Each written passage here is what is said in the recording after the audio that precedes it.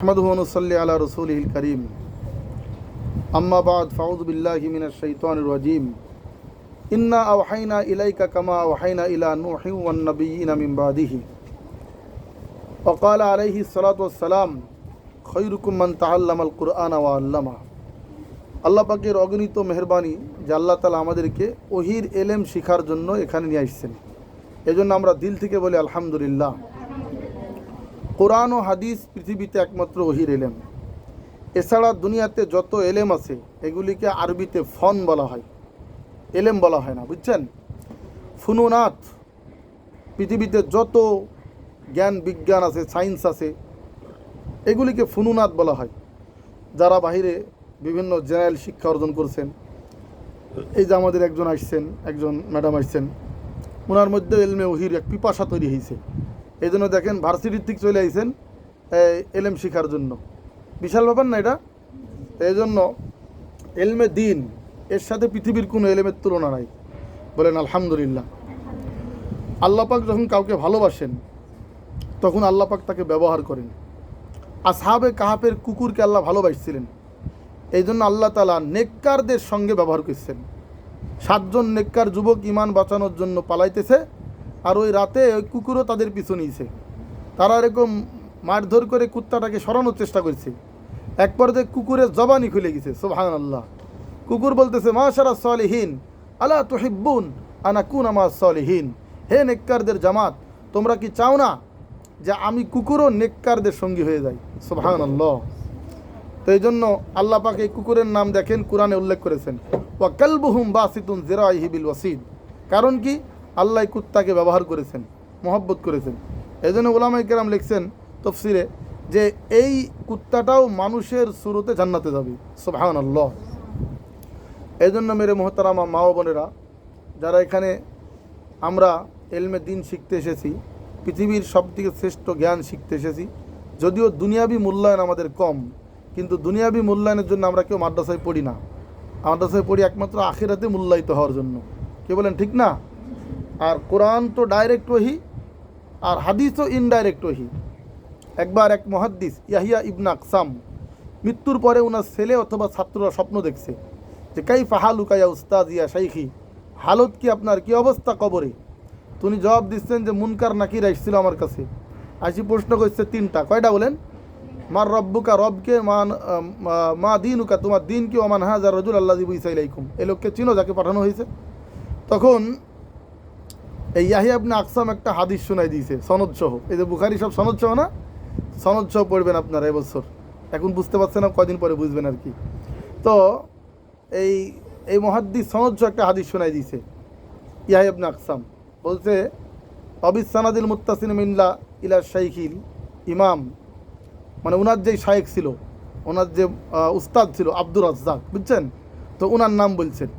অবিহি ক্বালা হাদ্দাসানা আব্দুর রাজ্জাক قال حدثنا معمر قال حدثنا زهري قال حدثنا أروى قال حدثتني عائشة قال حدثني رسول الله قال أخبرني جبرائيل قال أرسلني الله جل وعلا إن الله يستحيي من ذي شيبة في الإسلام।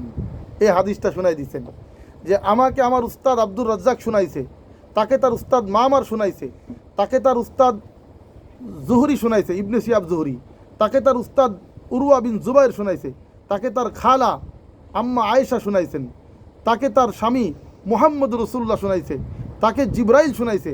আর জিবরাইলকে আল্লাহ পাঠাইছে যে সাদা দাড়িওয়ালা দেখলে আল্লাহ লজ্জা পায়। সুবহানাল্লাহ।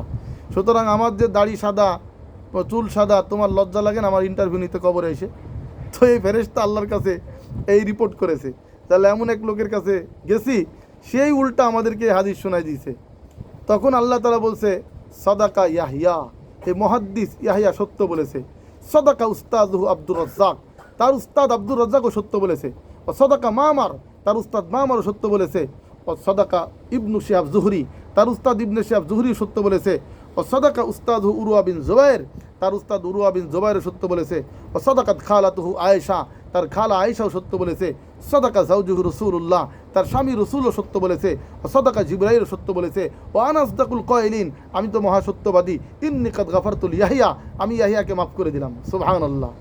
তাহলে এক হাদিসের কারণে সনদসহ কবরে মুক্তি পাইছেন, আর এই কারগুজারি স্বপ্নে তার ছেলে বা ছাত্রকে শোনাইছেন। তাহলে এই এলেম কত বড় উঁচা দামি এলেম, কে বলেন ঠিক না? তো হাদিসও ওহি, কোরআনও ওহি। আল্লাহ পাক ওহির এলেমের সাথে আমাদেরকে মৌত পর্যন্ত ব্যস্ত রাখেন, সকলে পড়ি আমিন। আরেকটা বিষয়, আমাদের কওমি মাদ্রাসা লাইনের সর্বোচ্চ যে ক্লাসের নাম দাওরায়ে হাদিস বা তাকমিল, আর জেনারেল লাইনের সর্বোচ্চ ক্লাসকে বলা হয় মাস্টার্স বা MA, আলিয়া লাইনের সর্বোচ্চ ক্লাসকে বলা হয় কামেল বা টাইটেল।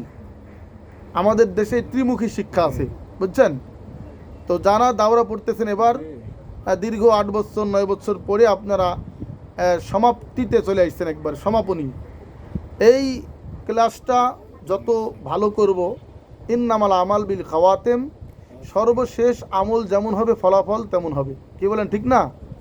দাওরাই পরীক্ষা যদি ভালো না হয়, রেজাল্ট যদি ভালো না হয়, তো মেশকাত পর্যন্ত আপনি বডি স্ট্যান্ড করলেও সব বাতিল। এই বডি স্ট্যান্ডে দাম আছে কোনো বলেন? এই জন্য এই শেষ বছরে দাওরায়ে হাদিস তাকমিল, এটা আমাদের চেষ্টা করতে হবে যে সর্বোচ্চ কষ্ট মুজাহাদা করে পড়ার। বিশেষ করে হাদিসের কিতাবগুলি আমাদের দেশে অল্প সময়ে পড়ানো হয়, তো অন্যান্য দেশে কিন্তু 2-4 বছরে পড়ানো হয়। আমাদের একবার এক আনজার শাহ কাশ্মীরি সাহেব বাংলাদেশে এসে বলছিলেন যে বাঙালি বহুত জাহিন হয়, বাঙালি বহুত জেহেনি, একসাথে সিয়াসাতটা পড়ে ফেলে 1 বছরে। বলছে মাই তো 6 সাল মে সিয়াসাতটা পড়া, আমি তো 6 বছরে 6 কিতাব পড়েছি, আর তোমরা তো 1 বছরে 6 কিতাব সহ আরও 3 কিতাব, ওই যে মুয়াত্তা মালিক মোহাম্মদ তাহাবি আছে না, 9 কিতাব শেষ করে দাও, আর আমি তো প্রত্যেক কিতাব 1 বছর করে পড়েছি। এই কথা বলেছেন আনোয়ার শাহ কাশ্মীরির ছেলে আমজাদ শাহ কাশ্মীরি রহমতুল্লাহ রাই। ওনার কি ব্রেন ছিল জানেন? আনোয়ার শাহ কাশ্মীরি রহমতুল্লাহ দেওবানদের যত কিতাব ছিল, সমস্ত লাইব্রেরির কিতাবের মানে যত সংখ্যা, লক্ষ লক্ষ কিতাবের সংখ্যা এবং পৃষ্ঠা সহ কোন কিতাবে কী আছে সব মুখস্থ ছিল। এইরকম জীবন্ত কম্পিউটার হযরত আনোয়ার শাহ কাশ্মীরি, তার ছেলে আনজার শাহ কাশ্মীরি। আমি আলহামদুলিল্লাহ 2016-তে মাকবারে কাসিমি জিয়ারত করে এসেছি। আনোয়ার শাহ কাশ্মীরি কবরের পাশে দাঁড়ায় আমি ওনার জিন্দিগির পাতা একটু চলে গেলাম, যে কি মহান ব্যক্তি এখানে ঘুমায় আছেন। ওনাকে বলা হয়তো ইমামুল আসর, মানে আমাদের ইমাম আবু হানিফা, আহমদ শাফি, হাম্বলি পড়ি না আমরা, ওইসব ইমামদের যুগের একটা রেখে যাওয়া মাল বলা হয়, মাতরুকুল সলফ, সলফদের আকাবিরদের রেখে যাওয়া সম্পদ। তিনি আমাদের ভারতবর্ষের কাশ্মীরে জন্ম হয়েছিলেন, এই তো 100 বছর আগের কাহিনী এটা। এই জন্য আল্লাহ পাক আমাদেরকে সেই কিতাব পড়ার তৌফিক দান করছেন। এই কিতাব আমরা হকের সাথে আদায় করব। হযরত মাওলানা থানভী রহমাতুল্লাহ বলেছেন যে 3 জিনিসের একরাম করলে এলেম আসবে। কয় জিনিসের বলেন? কিতাবের একরাম। বলেন কিসের একরাম? কিতাবের একরাম করব, এবং কিতাব যার থেকে আমরা শিখব, উস্তাদ উস্তাদা, মুআল্লিম মুআল্লিমা, শিক্ষক শিক্ষিকা, তাদের কি করব? সম্মান করব। আর 3 নম্বর, মাদ্রাসার যে সমস্ত আসবাব, এলেম শিখার মাধ্যম, মাদ্রাসার মনে করেন ঘর, তারপরে তেপায়া, বেঞ্চ, তারপরে আপনার মাদ্রাসার খাতা কলম রেজিস্টার যা আছে, মাদ্রাসার ওযুখানা বাথরুম, প্রত্যেকটাই তো আমাদের এলেম শিখার মাধ্যম। এইগুলি না থাকলে আমরা এলেম শিখতে পারতাম? পানির ব্যবস্থা না থাকলে পারতাম? বলে মাদ্রাসার প্রত্যেকটা জিনিসের একরাম করা, এইগুলিরও প্রত্যেকটার যথাযথ ব্যবহার করা। এই 3 জিনিসের সঠিক ব্যবহার করলে আল্লাহ পাক তাকে এলমে ওহির নূর দান করবে। বলে না আমিন? করবো তো ইনশাআল্লাহ।